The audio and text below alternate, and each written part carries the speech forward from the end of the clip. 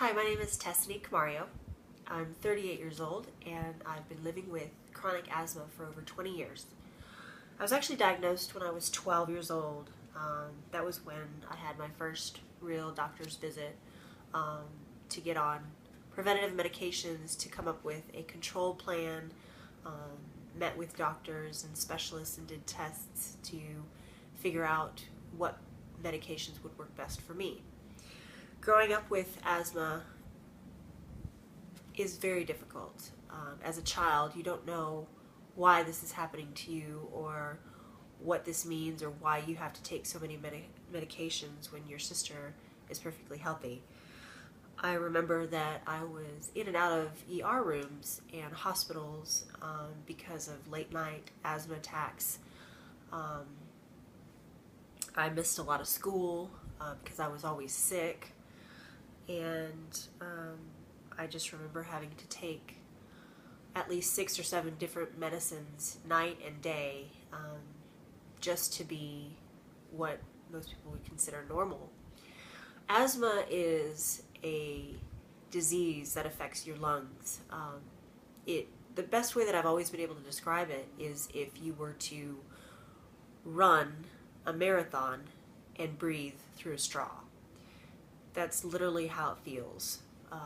And there is very little that medicine can do for you at your time of need in an instant.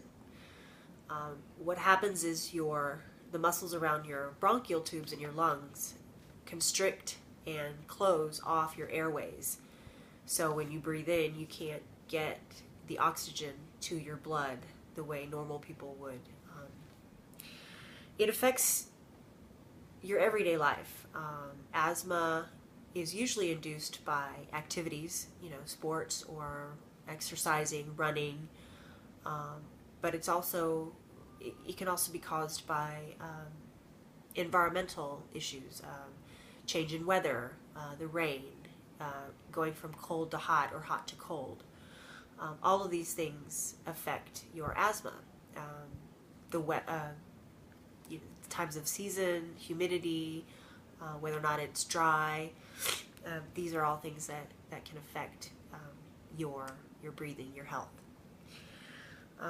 Even though my asthma was extremely bad, I was still able to participate and excel in sports, which I absolutely loved. It proved to be a little difficult for me.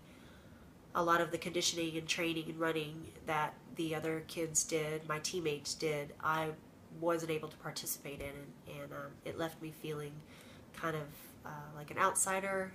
Like people talked about me. It was tough. It was very difficult. I remember though when I was 19, I had an extremely bad case of an attack. I remember vividly that I drove to the hospital, the emergency room. I thought that I was strong enough to do this on my own. I got out of my car, I tried to walk to the doors, and I didn't even make it halfway before I had to sit down on the curb to catch my breath. And this was just from walking. Finally, a nurse saw me and came out and got me a wheelchair to take me into the ER. Once I was in the ER, they had to give me several breathing treatments. The breathing treatments help you to relax, try to get oxygen into your blood, and I ended up not